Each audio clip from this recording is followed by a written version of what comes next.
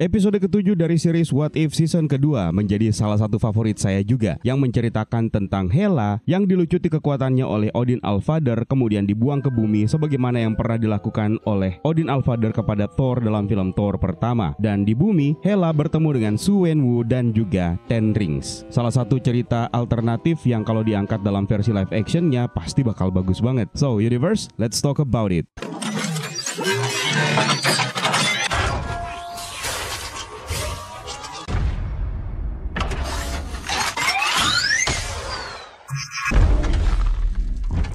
Seperti biasa sebelum kita mulai kita harus kasih spoiler warning terlebih dahulu buat kalian yang belum sempat nonton episode ketujuh series What If. Seluruh episodenya kini sudah tersedia di layanan streaming Disney Plus Hotstar.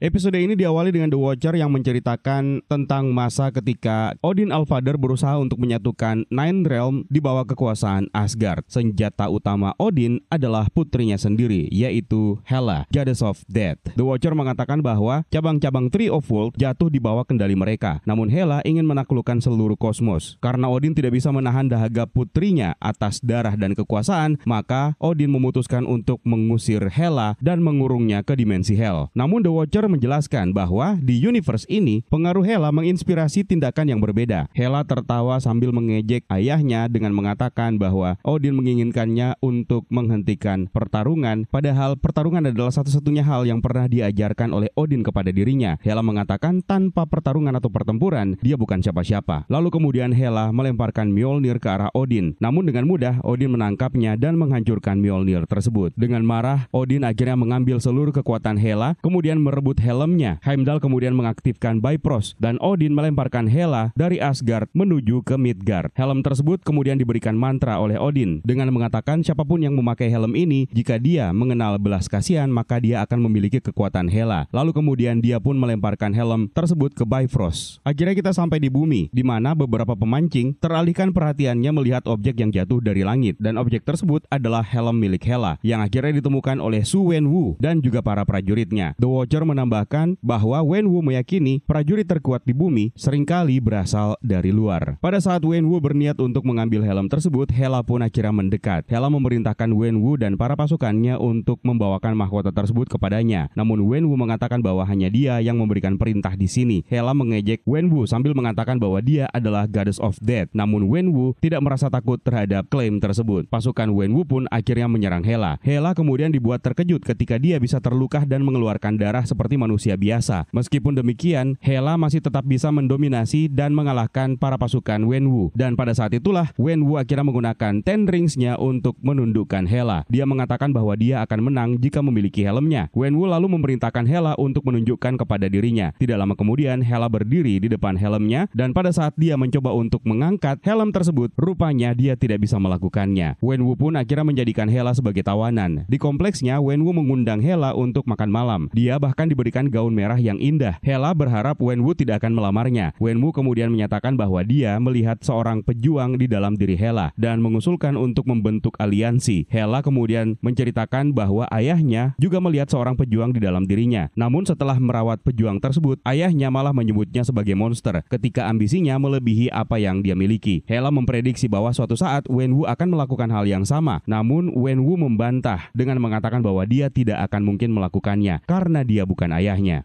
Wenwu kemudian menjelaskan bahwa Ten Rings adalah hadiah yang diberikan kepadanya, maka dia memberikan kembali kepada dunia dengan melindungi penduduknya. Wenwu lalu menjelaskan bahwa dunianya diserang oleh ketakutan yang berbahaya. Hela bertanya apakah dia dianggap sebagai kekuatan yang berbahaya. Wenwu mengatakan bahwa meskipun Odin mungkin takut akan pertempuran di dalam diri Hela, namun dia tidak. Dia mengatakan bahwa jika mereka berjuang bersama, mereka bisa melindungi dunia. Wenwu mencoba mencium Hela, namun Hela memanfaatkan kesempatan tersebut untuk menyerang Wenwu. Lalu kemudian mencoba untuk melepaskan Ten Rings dari tangan Wenwu. Sayangnya, usahanya sia-sia. Pengawal Wenwu kemudian tiba dan Hela berusaha kabur. Wenwu memerintahkan anak buahnya untuk menangkap Hela hidup-hidup. Ketika Hela mencoba kabur dari kompleks tersebut, dia terjatuh di dalam ruangan gelap lalu menemukan Morris. Hela kemudian mengikuti Morris agar bisa bebas. Mereka pun akhirnya kabur dengan menggunakan kuda. Hela menyarankan agar mereka menuju ke utara, di mana orang-orang masih menghormati Asgard. Namun sepertinya Morris tahu lokasi sebuah pasukan yang siap untuk mendukung tujuan Hela. Bahkan Hela dan Morris kelihatannya bisa berkomunikasi dengan baik. Tidak lama kemudian Morris membawa Hela menuju ke labirin hutan ajaib di luar Talo. Ketika pohon kayu mulai bergerak, Hela menegaskan bahwa dia tidak akan mungkin mati oleh dedaunan. Untungnya dia dan Morris berhasil melewati sergapan pohon kayu tersebut. Namun Morris dan kuda yang mereka tunggangi meninggalkan Hela ketika dia diserang oleh kekuatan yang tidak terlihat. Dan dia adalah salah satu pelindung Talo. Di Asgard, Heimdall menyadari bahwa Hela sudah berada di luar pandangannya. Di Talo, Hela terkesima dengan seekor burung phoenix ketika dia terbangun. Dia mendapati dirinya dikelilingi oleh para pelindung Talo. Hela kemudian dijumpai oleh Jiayi yang berbicara atas nama Dewan Sesepuh Talo. Jiayi mengatakan bahwa Morris sudah memberitahu mereka. Dia melanjutkan bahwa Talo adalah daerah perbatasan. Mereka melindungi bumi dari ancaman dari dunia bawah. Ancaman seperti Hela. Hela kemudian meyakinkan Jiayi bahwa dia tidak bermaksud jahat. Dia menjelaskan bahwa perselisihannya adalah dengan Wenwu dan Odin dan juga Frigga. Hela mencoba untuk mendapatkan para pejuang Talo agar mau bergabung dengan dirinya untuk mewujudkan tujuannya. Namun mereka hanya menatap Hela. Hela pun kemudian meminta mereka untuk melatihnya. Meskipun demikian, warga Talo masih tetap bersikap skeptis. Hela mengatakan tidak ada cara yang lebih baik untuk mengamankan misi mereka selain merekrutnya untuk tujuan mereka. Jiayi memberitahu Hela bahwa ketika matahari mencapai puncaknya, pelatihan Hela akan dimulai. Meskipun keputusan tersebut akhirnya diprotes, namun Jiayi mengatakan bahwa mereka memiliki metode untuk memastikan Hela tidak akan mengkhianati mereka. Pada saat itu, The Great Protector akhirnya muncul di langit Talo. Sementara itu di Asgard, Heimdall melaporkan kepada Odin bahwa Hela telah berada di luar jangkauan pandangannya. Odin kemudian bertanya, apakah dia bisa mati? Heimdall kemudian memberitahu Odin bahwa Wenwu memiliki Ten Rings yang cukup kuat. Odin mengatakan bahwa dengan kemampuan tersebut ada di bumi, berarti era perdamaian mereka mungkin tidak akan berlangsung lama. Kembali lagi, Hela mengamati seorang pejuang Talo yang sedang memanipulasi kelopak bunga. Dia mengatakan bahwa dia ingin mempelajari hal tersebut, namun dia justru lebih suka pisau, api, atau mungkin pisau yang menyala daripada bunga. Jiayi kemudian memberitahu Hela bahwa dia akan duduk dan berlatih kekuatan nafasnya. Hela tahu cara bertarung. Dia harus menguasai dunianya sendiri. Tidak lama kemudian, Hela dan Jiayi duduk dan mempelajari seni melipat kertas, yaitu seni Zezi. Hela juga disuruh untuk menjemur pakaian, namun dia protes. Jiayi kemudian memanipulasi semua cucian tersebut untuk melumpuhkan Hela dan bertanya kenapa Hela ingin mempelajari seni bela diri Talo. Hela kemudian menyatakan bahwa dia ingin mempelajarinya agar bisa mengambil Ten Rings dari tangan Wenwu dan agar bisa membalas dendam kepada ayahnya. Dia menambahkan bahwa dia ingin menguasai Asgard dan melanjutkan penaklukannya di seluruh alam semesta. Jiayi kemudian bertanya apa yang akan dilakukan Hela ketika dia sudah menguasai seluruh alam semesta. Kita pun akhirnya dibawa flashback ke masa lalu ketika Hela masih kecil, di mana dia memelihara seekor anjing Garm. Odin kemudian merantai anjing tersebut sambil mengatakan bahwa raja harus menaklukkan ancamannya untuk memastikan bahwa mereka akan berjuang untuk sang raja. Jiayi kemudian lebih lanjut bertanya kepada Hela apa yang dia ingin temukan di ujung penaklukannya. Hela pun akhirnya mengatakan bahwa dia menginginkan kebebasan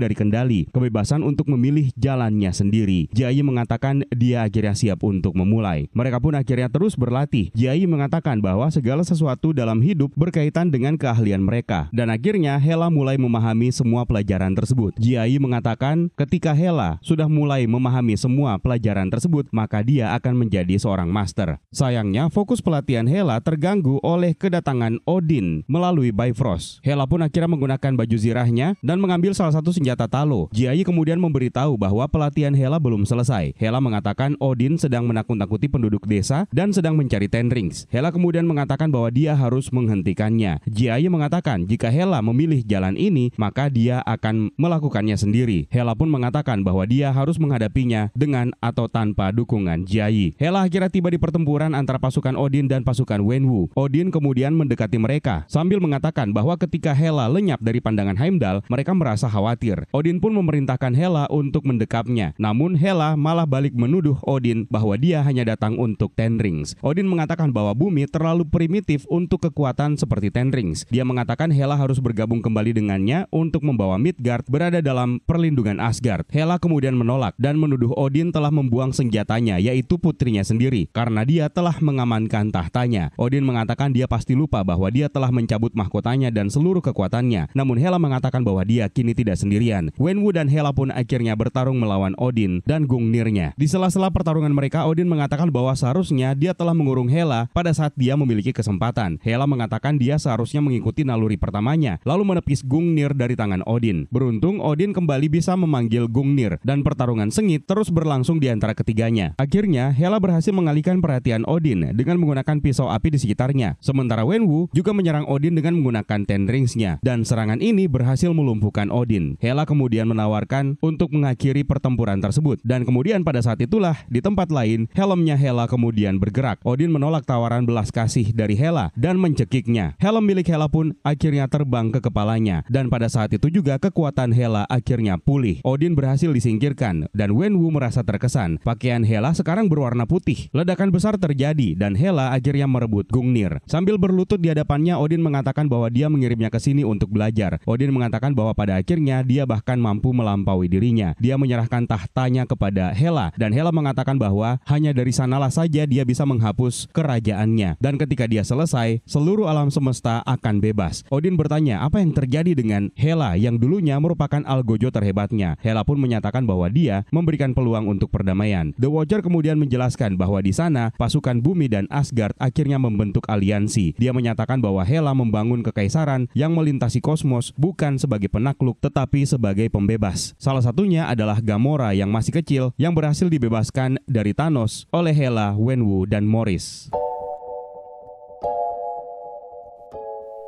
Episode ini dibuka dengan cerita tentang penaklukan Odin dan Hela terhadap Nine Realms. Narasi awal menceritakan Odin dan Hela membawa kedamaian ke seluruh alam semesta. Ini merupakan cerita yang sama yang pernah diceritakan dalam film Thor Ragnarok. Meskipun sebenarnya cara mereka untuk membawa kedamaian adalah dengan kekerasan dan darah. Kita bahkan mendapatkan pose antara Hela dan Odin Allfather yang juga digambarkan melalui mural di langit-langit Asgard. Beruntungnya di episode ini kita bisa mendapatkan pengadeganan ketika Odin dan Hela bertengkar, sehingga Odin mengirim Hela ke dimensi Hell, yang mana cerita inilah yang diceritakan oleh Hela dalam film Thor Ragnarok. Dan akhirnya Nexus Event terjadi ketika Hela memilih untuk menyerang Odin menggunakan Mjolnir. Odin pun akhirnya berhasil menangkap Mjolnir dan menghancurkannya, sama seperti ketika Hela diserang dengan menggunakan Mjolnir oleh Thor dan Hela berhasil menghancurkan Mjolnir. Pertengkaran mereka berdua sama seperti pertengkaran antara Odin dan Thor dalam film Thor pertama. Odin melucuti helm milik Hela dan kemudian melucuti seluruh kekuatan Hela dan mengirimnya ke Midgard, yaitu bumi. Ini merupakan cara yang sama ketika Odin juga mengusir Thor dari Asgard dan dikirim ke Midgard, di mana dia melucuti Mjolnirnya dan menghilangkan semua kekuatannya. Yang menariknya lagi, Odin juga memberikan mantra kepada helmnya Hela, sama seperti ketika Odin juga memberikan mantra kepada Mjolnir, yang membuat kedua benda tersebut tidak bisa diangkat oleh siapapun yang tidak layak. Kalimat yang diucapkan oleh Odin pun juga terlihat sama persis. Lalu kita kemudian melihat helm Hela mendarat di bumi dan membentuk kawah kecil, yang mana ini merupakan adegan yang mirip seperti ketika Mjolnir tiba untuk pertama kali di bumi yang diperlihatkan dalam post credit scene film Iron Man. Lalu kemudian kita kembali bertemu dengan Su Wenwu yang menemukan helm Hela ini pertama kali. Wenwu adalah master dari Ten Rings yang dia gunakan, yang masih belum terungkap dari mana asal-usul dia mendapatkan Ten Rings tersebut. Dia juga membentuk organisasi yang bernama Ten Rings yang dia gunakan untuk melakukan penaklukan. Dan satu lagi, tentu saja dia adalah ayahnya Shang-Chi. Tapi kita tidak tahu apakah Shang-Chi akan lahir di universe ini, karena Wenwu tidak pernah diceritakan masuk ke dimensi Talo. Yang masuk ke Talo justru adalah Hela. Hela kemudian berusaha untuk mengangkat helmnya, namun tidak bisa, dan dia pun berteriak karena kesal. Ini merupakan adegan yang sama seperti ketika Thor berupaya untuk mengangkat Mjolnir, namun dia tidak bisa, dan dia pun juga berteriak. Dan kemudian kita kira kembali bertemu dengan Morris. Morris ini adalah seekor dijiang atau juga dikenal sebagai Hundun dalam mitologi Cina, yang memiliki 6